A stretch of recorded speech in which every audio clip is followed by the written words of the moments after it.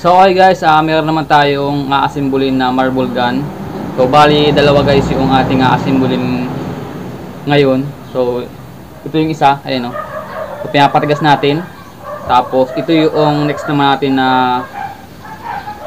marble gun na gagawin. So iba yung kanyang buttstock, yung design niya, ayan o. Ayan guys. Ano ito? Yung kahoy niya ay sa santol, puno ng santol guys.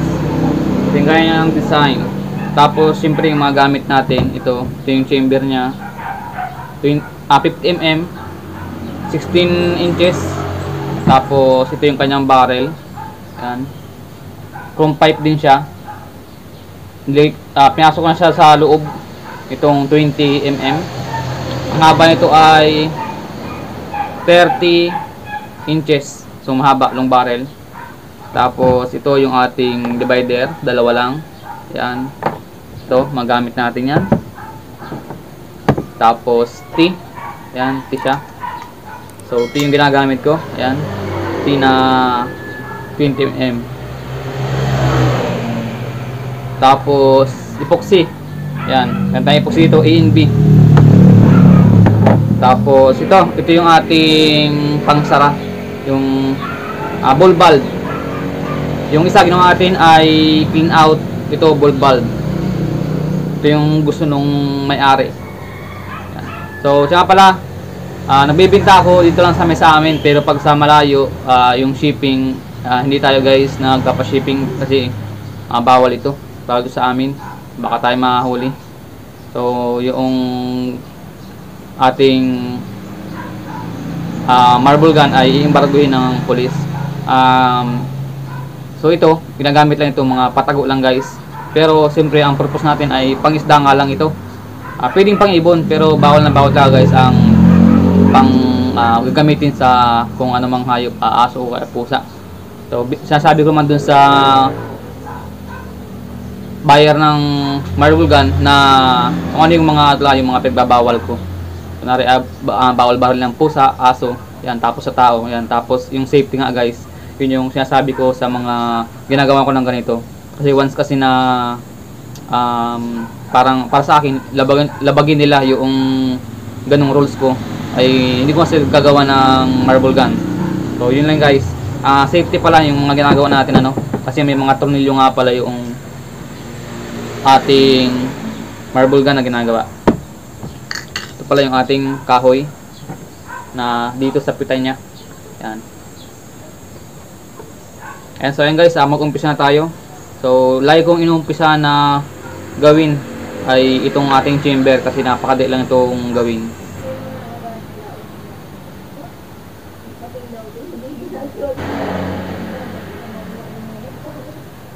Yan guys, nakalagay natin ng epoxy yung loob niya. Tapos, yan, ito yung kahoy natin. Pasok lang natin ganyan.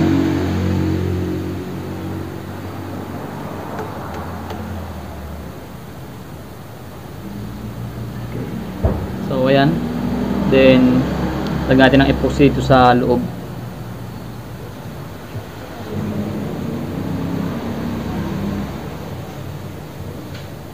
Yan, okay na yan guys. Ayun, okay na siya.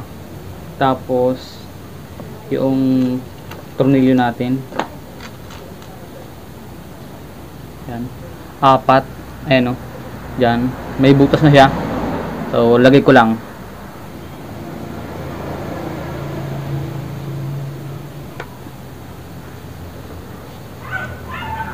So ayun guys, ito na yung kanyang tornilyo. So 4 yan, palibot, para hindi siya yan tumulak o sumabog dito. Yan. So ito na yung ating chamber. So next natin yung ating yung ating divider. Yan. Lagay mo natin ito.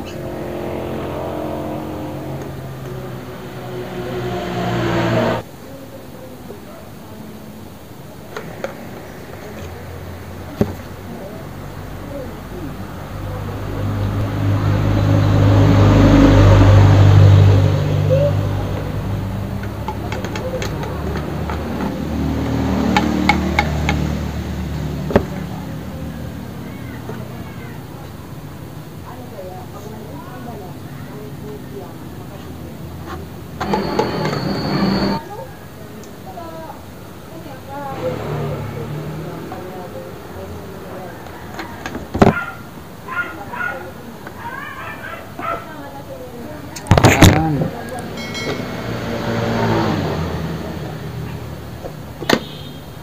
Yan guys. So ito na yung ating chamber, lahat ng divider natin dito. Nailagay natin yung dalawa. Next natin itong ball valve dyan. So yan o, maluwag siya. Maluwag. Ang gagawin ko dito ay ito. Yan. Lagyan ko siya ng papel para tumigas, para humigpit siya. So try natin.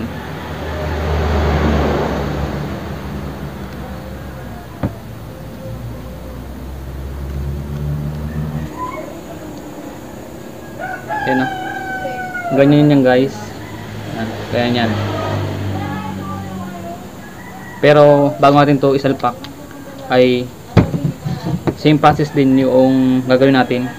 Bago natin to isalpak, lagyan natin ng epoxy.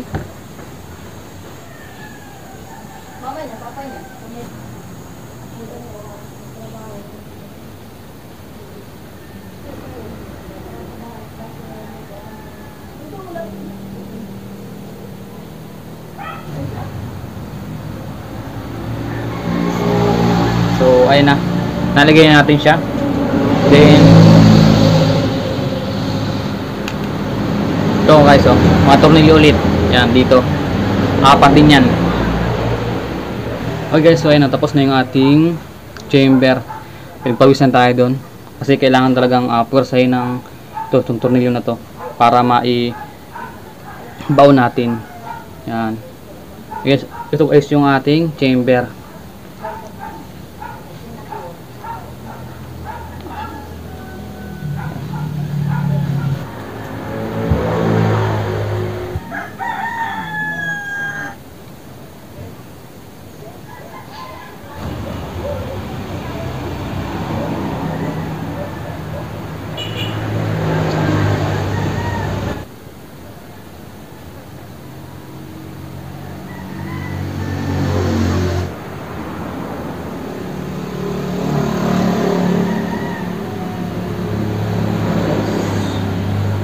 So guys, so ito na yung ating wire. Nilagay natin sa chamber natin. So ando yan sa loob, yung wire niyang dalawa.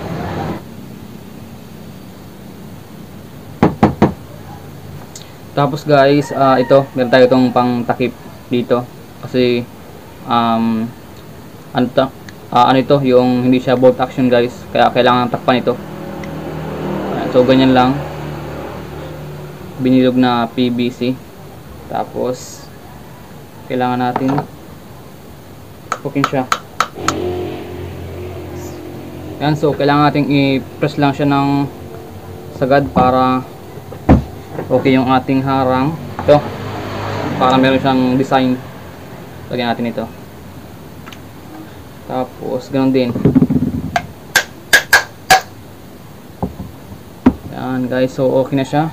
Lagyan din natin ng shoe glue.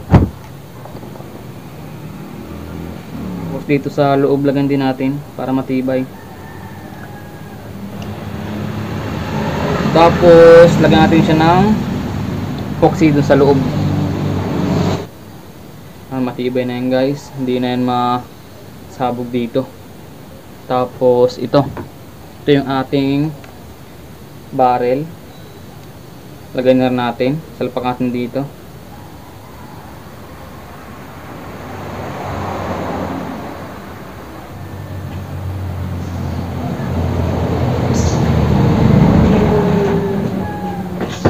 So ayan, kailangan natin i-press ng sagad para okay yung ating pagkagawa.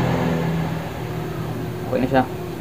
Tapos lagyan natin ng shoe glue ulit.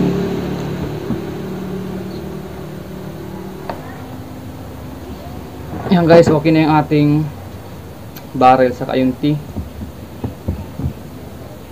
So ito lang yan. Ayan. Tapos ito, kailangan nating pasok itong wire nya dito sa loob ng yan buttstock nya. Binutasan ko yan, lampas yan dito para nakatago yung wire natin. Yan, hindi siya kita.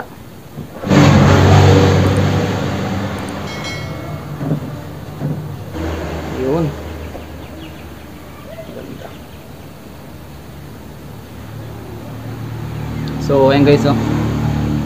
Medyo pahirapan talaga siyang maglagay pero okay naman dahil ayan, malinis guys tingnan. Yung wire natin na doon sa pinaka ilalim niya, sa loob, doon din dito. Ayan, oh. Diba? Ang ganda. Malinis siyang tingnan. Tapos ito, lagyan natin itong barrel natin. Yan. Ganyan yan. Tapos ito, nagputol ako ng kapirasong 20mm. Lagyan natin dito para meron siyang design.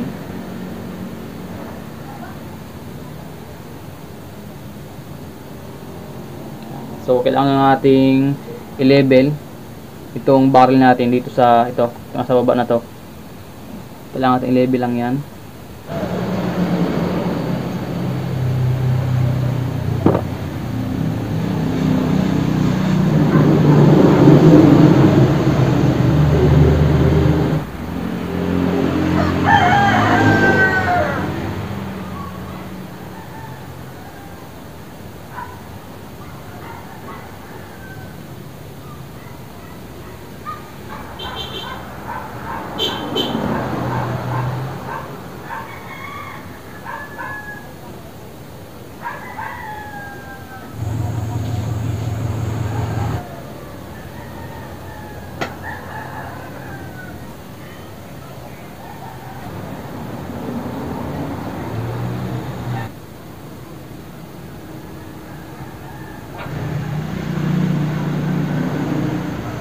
Okay guys, inabot na naman tayo ng gabi. Time check tayo. 9:16 ng gabi na. Pero dahil gusto kong tapusin ngayon para bukas, okay na ito. Kaya gagawin natin ngayon. So okay lang natin ikabit na dito ay yung ating trigger, yung ating magnetic ng lighter. So ito, okay na siya. Yan. Sinilihan ko na siya dito. Ayan, tapos dito inipusyan ko na siya. Ayan, sinyan dyan, hanggang dito. So ang kulang na lang guys ay ito na lang, yung ating trigger. So yung wire pal natin, ito yung wire natin, dalawa. Ilagay ko lang itong ating sa lighter dito. So medyo mahirap-hirap itong ilagay.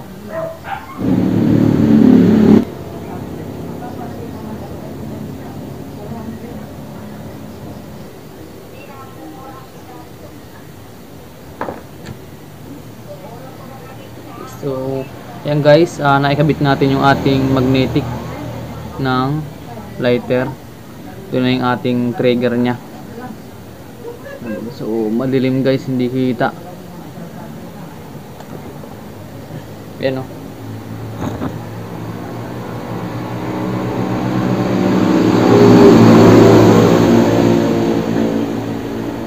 So, next natin ito. Yan, so na-set up natin guys yung wire dun sa loob ng dalawa. So try natin kung gumagana ba siya. Yung guys, oh. Yun, nakita nyo ba? So ang lakas ng kuryente. Yan. Yan, so okay na guys yung ating marble gun. So dito, ipuksahan na lang natin ito. So okay na siya, tapos na siya.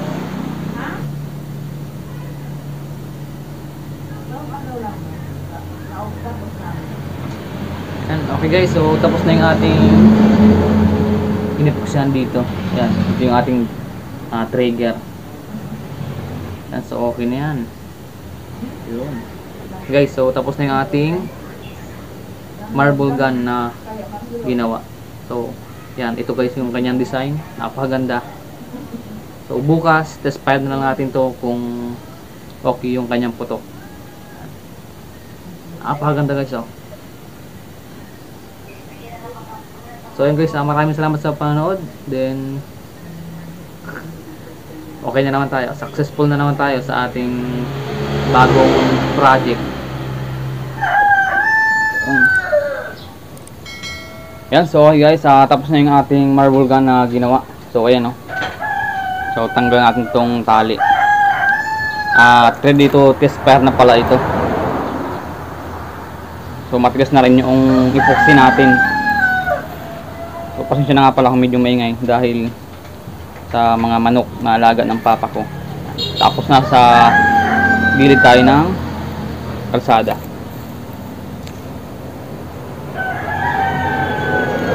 Tanggalin natin itong mga tali.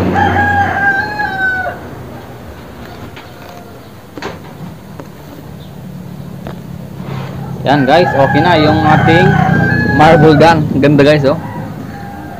Yan.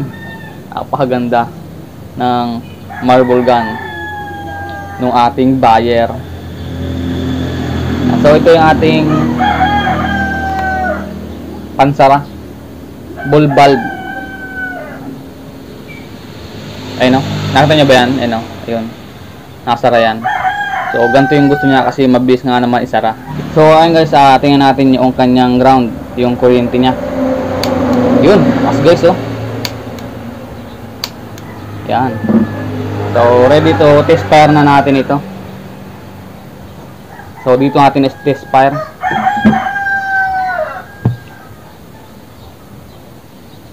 One, two, three, four. Unang putok, mahina pa ito. Yun. And open na yan.